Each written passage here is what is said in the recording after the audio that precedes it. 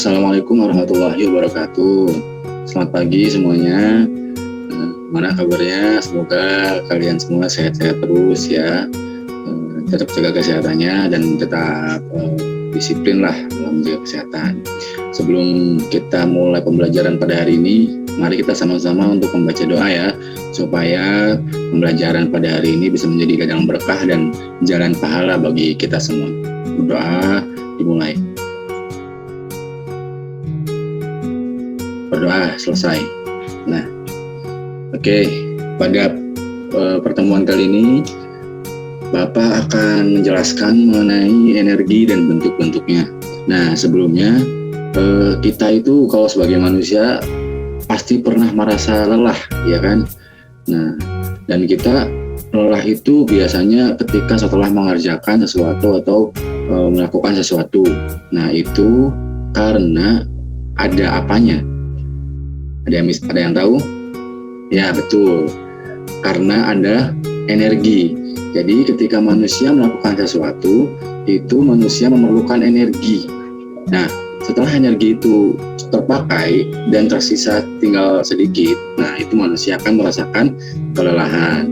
Nah, pada pertemuan kali ini kita akan belajar lebih dalam lagi apa itu energi dan bentuk-bentuknya. Oke, kita langsung saja ke materinya ya. Nah, langsung ke pengertian energi ini. Energi adalah kemampuan untuk melakukan usaha atau kerja dan mengalami perubahan. Perubahan ini bisa berupa perubahan posisi, perubahan gerak, perubahan suhu, perubahan wujud zat, bahkan perubahan pada makhluk hidup. Seperti tumbuh dan berkembang juga termasuk di dalamnya. Dalam satuan internasional, satuan dari energi adalah joule. Nah, namun untuk menyatakan energi dalam bentuk panas atau thermal itu satuannya adalah kalori, serta kilowatt per hours atau kWh untuk menyatakan jumlah energi pada muatan listrik, seperti itu ya. Nah, itu sederhananya pengertian dari energi. Lanjut. Nah, kita langsung ke bentuk-bentuk energi. Setelah kita paham tuh apa itu energi ya. Nah, sekarang kita akan belajar mengenai bentuk-bentuk energi. Bentuk-bentuk energi ini ada banyak. Nah, kita akan membahas 9. Yang pertama ada energi potensial, yang kedua ada energi kinetik, yang ketiga ada energi mekanik, yang keempat ada energi listrik dan energi potensial listrik, yang kelima ada energi panas atau thermal, yang keenam ada energi kimia, yang ketujuh ada energi nuklir, yang kedelapan energi cahaya, dan yang terakhir ada energi bunyi. Nah, alam ini menyediakan banyak sekali sumber energi yang dapat dimanfaatkan oleh manusia. Contohnya adalah angin, air, cahaya, minyak, bahkan bunyi pun memiliki energi. Nah, gambar di samping yang tadi sudah disebutkan adalah macam bentuk jenis energi yang bisa kita ketahui. Dan langsung ke bentuk energi yang pertama, yaitu ada energi potensial. Energi potensial merupakan energi yang tersimpan pada sebuah benda atau sesuatu karena posisi atau kedudukannya. Energi potensial terbagi lagi menjadi beberapa macam. Yang pertama ada energi potensial gravitasi, yang kedua ada energi potensial pegas atau elastis, dan yang ketiga ada energi potensial listrik, dan masih banyak lagi sebenarnya. Nah, contoh dari energi potensial itu ketika kita ingin menjatuhkan sebuah benda dengan ketinggian tertentu. Semakin tinggi kedudukan benda tersebut, maka semakin besar pula energi potensial yang akan didapat, akan yang digunakan gitu. Nah, contoh di dalam kehidupan sehari-harinya adalah jatuhnya buah apel dari pohonnya. Nah, itu karena adanya energi potensial. Ya. Selanjutnya ada energi kinetik. Nah, energi kinetik merupakan energi yang dimiliki sebuah benda yang memiliki massa akibat geraknya. Energi kinetik ini juga terbagi menjadi energi kinetik translasi dan energi kinetik rotasi. Nah, kalau energi kinetik translasi itu contohnya ketika kita sedang menarik atau mendorong benda. Jadi arahnya itu ada depan dan ada mundur. Nah, sementara energi kinetik rotasi gerakannya memutar. Jadi kalau misalkan energi translasi itu linier, sedangkan energi rotasi itu rotasi gitu, memutar. Contohnya seperti gerakan pada permainan gasing seperti pada gambar. Ya. Selanjutnya, energi mekanik. Energi mekanik merupakan jumlah energi potensial dan energi kinetik pada sebuah benda atau sistem. Contohnya itu saat kamu sedang bermain ketapel. Ketika batu kamu tarik ke belakang, batu tersebut memiliki energi potensial. Dan ketika batu itu dilepaskan dan terdorong ke depan, batu tersebut memiliki energi kinetik. Jadi ketika kita menarik ketapel, kita tahan, nah itu batu itu memiliki energi potensial. Nah, setelah kita lepaskan dan batu itu terdorong ke depan, itu batu memiliki energi kinetik. Nah, gerakan dari menarik dan melepaskan itu, batu dari yang ditarik, ditahan, lalu dilepaskan, nah itu jumlah semuanya, jumlah keseluruhannya disebut dengan energi mekanik. Jadi, sederhananya, energi mekanik adalah jumlah energi potensial dan energi kinetik. Ya. Selanjutnya ada energi listrik dan energi potensial listrik. Energi potensial listrik adalah usaha untuk memindahkan muatan dalam benda potensial listrik. Sementara itu, energi listrik adalah energi yang dihasilkan oleh arus listrik yang bekerja pada sebuah perangkat listrik. Nah, kalian ini akan mempelajari energi listrik dan potensial listrik ini lebih dalam nanti ketika kelas 9 dalam materi kelistrikan. Nah, namun pada sekarang kita bahas sederhananya dulu pengertiannya, yang penting kita paham konsepnya. Nah, nanti akan dibahas lagi nanti di kelas 9. Nah, contoh dari energi listrik dan potensial listrik ini ada baterai dan aki. Mungkin banyak yang mengira itu hanya menyumbang energi kimia, baterai dan aki itu. Sebenarnya tidak, itu salah satu contoh dari energi listrik dan energi potensial listrik. Lanjut ke energi panas atau thermal sebutannya. Nah, energi panas itu dibagi menjadi dua. Yang pertama ada energi panas yang tersimpan pada sebuah benda dan energi panas yang dipindahkan ke benda lain, kalor. Contohnya energi panas yang paling besar dan paling penting adalah matahari. Bayangkan kalau nggak ada matahari kita nggak bakal bisa hidup. Energi matahari juga bisa membuat air menguap dan melakukan siklus untuk membuat hujan serta masih banyak lainnya. Nah, contoh di samping itu adalah penyerapan energi matahari, panasnya matahari, kalor, sebagai nanti yang dipindahkan ke kaca atau panel. Nah, itu nanti akan dijadikan menjadi energi listrik. Nanti kita bahas di perubahan energi ya. Lanjutnya ada energi kimia. Energi kimia merupakan energi yang terkandung dalam ikatan atom-atom penyusun sebuah materi. Energi kimia juga merupakan sumber energi yang dapat diolah tubuh makhluk hidup. Contohnya pengolahan karbohidrat oleh enzim-enzim yang ada di tubuh kita. Nah, itu energi kimia. Itu lebih kompleks lagi nanti. Itu terkandungan enzim-enzim dalam tubuh kita dan sumber-sumbernya, sumber-sumber energi yang bisa kita dapat. Ya, yang salah satunya adalah karbohidrat, protein, vitamin, mineral, dan lain-lain. Selanjutnya, energi nuklir. Nah, ini energi yang cukup berbahaya ya, yaitu melalui radioaktif dari uranium dan plutonium. Biasanya kita mengenal energi ini dengan nama energi nuklir. Memang, energi nuklir ini dapat menghasilkan tenaga yang sangat besar melalui reaksi inti, baik reaksi fisinya maupun reaksi fusi. Tetapi diperlukan tenaga ahli dan perlengkapan yang memadai untuk menstabilkan reaksinya sebelum bisa digunakan tenaganya. Karena jika salah penanganan, maka uranium atau plutonium bisa meledak dengan sangat dahsyat. Salah satu ledakan yang paling dahsyat oleh nuklir ini adalah ketika peristiwa Hiroshima dan Nagasaki ya. Itu besar sekali kan radius ledakannya. Nah, itu yang terjadi ketika energi nuklir ini salah penanganan atau memadai fasilitasnya.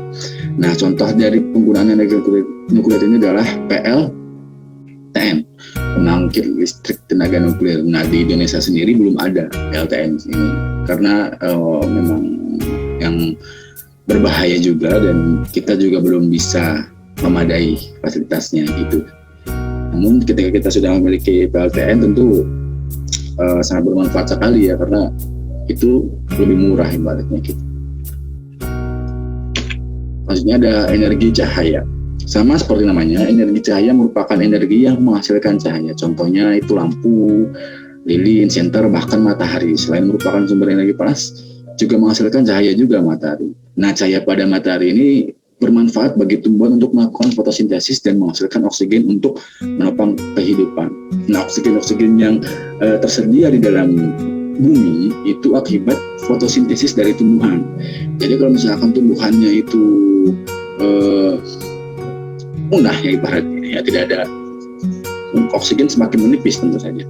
Nah, untuk melakukan fotosintesis itu perlu adanya cahaya matahari sebagai sumber energi dari untuk tumbuhan melakukan fotosintesis, seperti itu ya.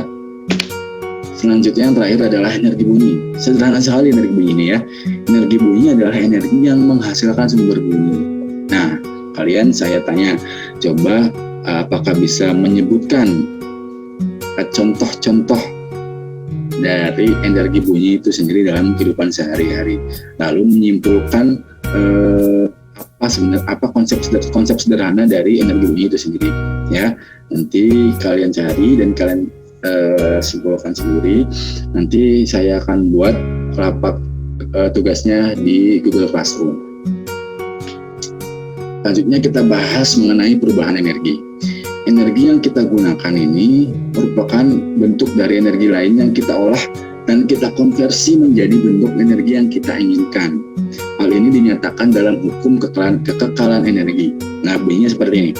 Energi tidak dapat diciptakan atau dimusnahkan, tetapi energi dapat berubah ke bentuk energi yang lain. Jadi energi itu tidak bisa hilang, tidak pernah habis. Cuman berubah atau terkonversi menjadi energi dalam bentuk yang lain. Nah, perubahan energi ini bisa kita sebut sebagai konversi energi atau transformasi energi. Misalnya kita ingin menggunakan sepeda motor. Nah, itu berarti kita mengubah bentuk energi kimia dari bahan bakar minyak bensin menjadi kalor pada mesin energi panas dan menjadi energi kinetik sehingga motor bisa bergerak. Nah, itu. Jadi bensin itu habis enggak? Kalau kita naik motor, bensinnya habis. Bukan berarti energi pada bensin itu habis, tetapi energi bensin itu, energi kimia itu berubah menjadi energi panas, lalu berubah lagi menjadi energi kinetik. Seperti itu. Jadi tidak habis ya energi bensin itu. Bensinnya itu hanya berubah. Jadi kalau misalkan yang menyebutkan bensin habis, ya memang habis ya dalam bentuk minyaknya, cuman energinya tidak habis. Energinya berubah atau terkonversi menjadi bentuk energi yang lain. Nah, itu yang disebut dengan hukum kekekalan energi ya dalam konsep perubahan energi. Nah, contoh perubahan energi banyak sekali ya, namun kita akan bahas beberapa saja. Yang pertama adalah perubahan energi kimia menjadi energi listrik dan energi kinetik. Yang tadi contohnya, salah satu contohnya adalah motor, sepeda motor. Itu adalah contoh perubahan dari energi kimia menjadi energi listrik dan energi kinetik. Contoh lainnya ada batu baterai yang dipasangkan pada robot supaya bisa bergerak. Nah, itu salah satu contoh lainnya.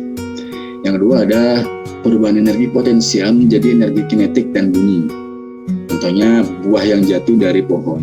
Nah, itu kan jatuh ada energi potensial tuh. Kalau ada energi kinetik dan pas menyentuh ke tanah itu ada suara buk. Nah, itu menjadi energi bunyi. Nah, itu suara buk aja itu sudah merupakan energi ya teman.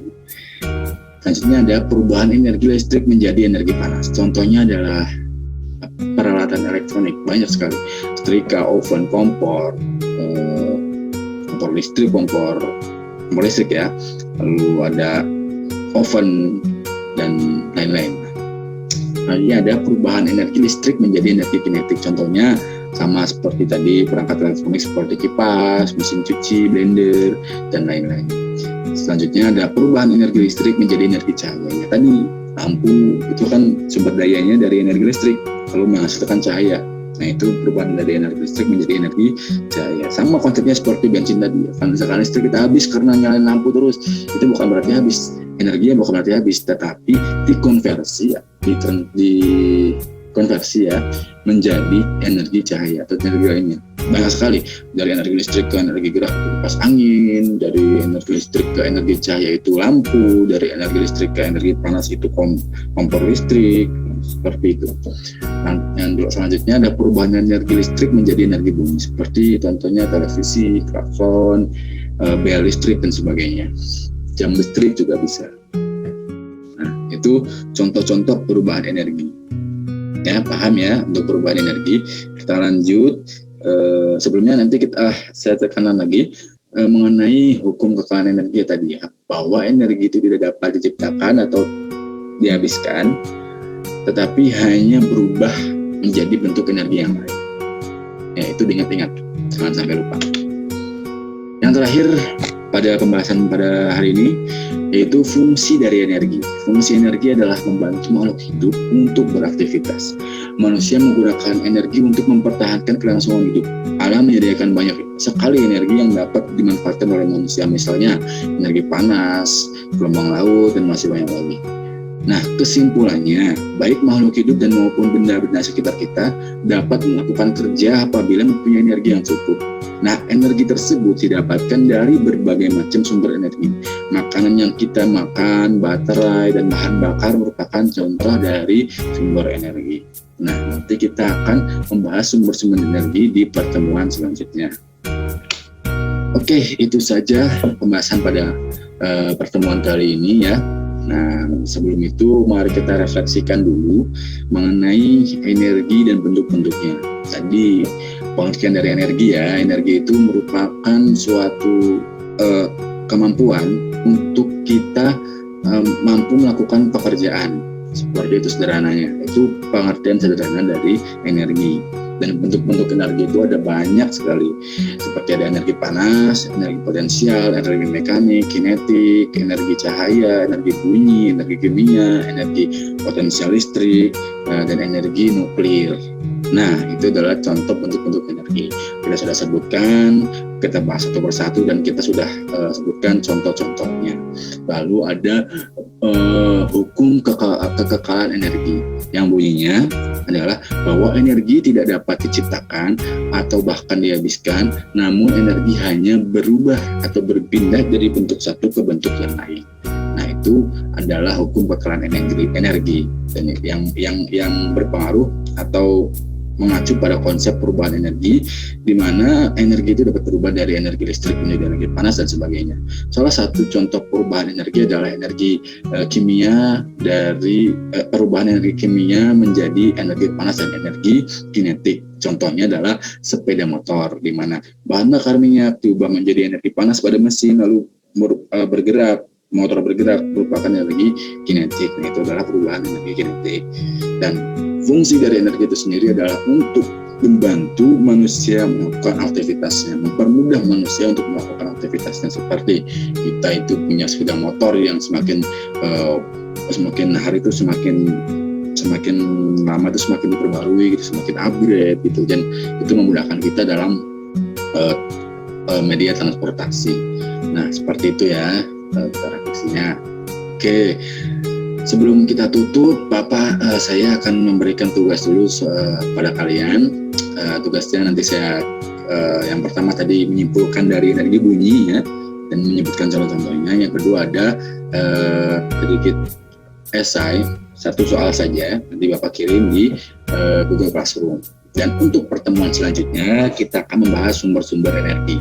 Sumber-sumber energi banyak sekali ya, itu kita akan bahas lebih rinci dari cahaya matahari, karbohidrat, protein, dan sebagainya.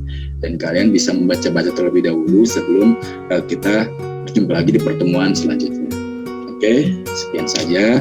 Mari kita tutup pembelajaran pada kali ini dengan membaca Alhamdulillah bersama-sama. Alhamdulillahirrahmanirrahim. Semoga pembelajaran pada pertemuan kali ini bisa menjadi pembelajaran yang berkah, bermanfaat bagi kita semua. Terima kasih atas perhatiannya. Sehat selalu. Terima kasih juga. Wassalamualaikum warahmatullahi wabarakatuh.